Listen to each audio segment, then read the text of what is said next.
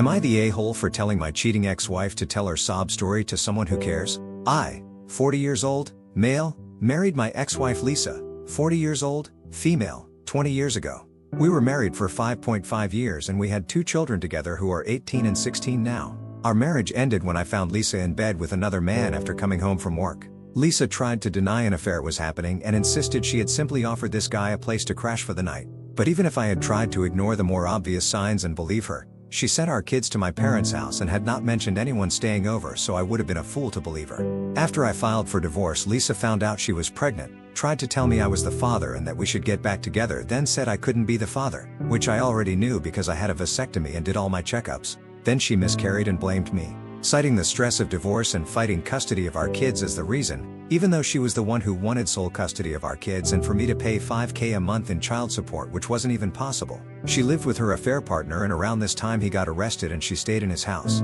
He served about 2 years, so our divorce was finalized and everything. We had shared physical and legal custody 50-50 and had a court-ordered parenting agreement that spelled out everything. Our kids hated Lisa's husband. He was a boss and highly jealous of the fact Lisa had to share custody of the kids with me. He was an overbearing drill sergeant with them.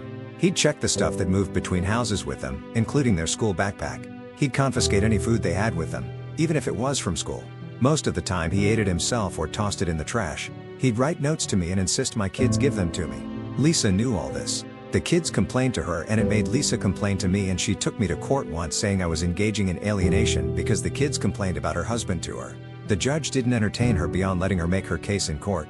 Lisa and her husband's personal life was a mess. She found out he lied about having a kid when they met, and he found out he had fathered another kid when he and Lisa were cheating behind my back. Those kids moved in with him full time and Lisa tried to sue for more child support, which I did pay some but not a large amount because we had the kids an equal amount of time. My kids struggled with everything and they'd talk to me. I had to fight to get them into therapy because Lisa refused to consent and she accused me of trying to ruin them with an expense like that. Even when I agreed to pay the full amount, she said no. But the judge overruled her when I took this to court. My kids were under increased pressure to bring stuff from my house to their mom's house so the other kids could play their games.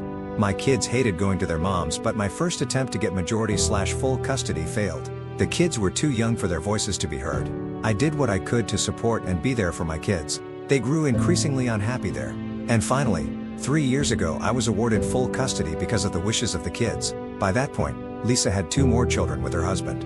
But my kids never bonded with the step or half siblings and did not care about maintaining contact with them and still wanted to live with me alone. Child support was then changed from me paying to Lisa paying. She had it reduced once last year for financial difficulties facing her household.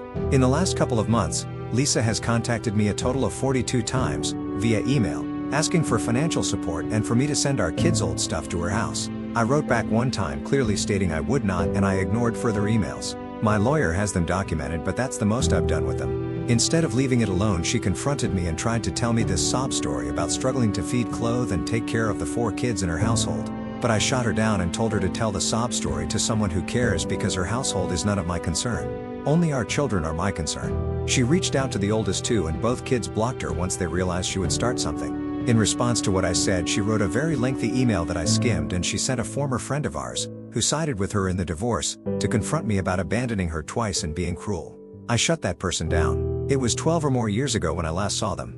However, I am aware that Lisa is still the mother of my kids. I know they don't care for a relationship with their mother or step/half siblings right now, but that could change.